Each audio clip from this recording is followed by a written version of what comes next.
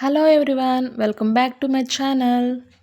నేను న్యూగా YouTube channel start చేశానండి. నా ఛానల్ నేమ్ వచ్చేసి హర్త డివైన్ కుకింగ్.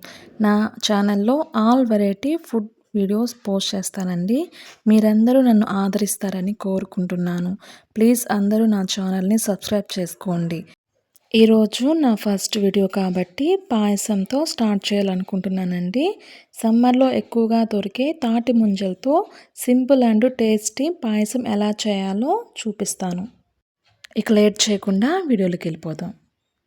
ఫస్ట్ స్టవ్ వెలిగించుకొని ప్యాన్ పెట్టుకోవాలి.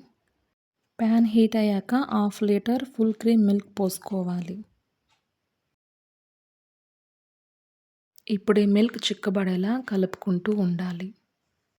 పాలు కొంచెం చిక్కబడ్డాక 1/2 కప్ పంచదార వేసుకొని బాగా కలుపుకోవాలి.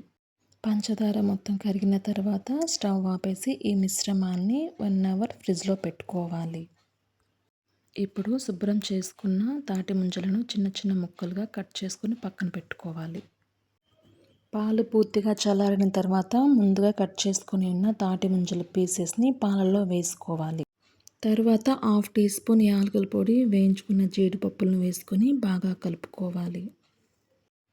ఇంతే అండి, ఎంతో సింపుల్ అండ్ టేస్టీ తాటి ముంజల పాయసం రెడీ.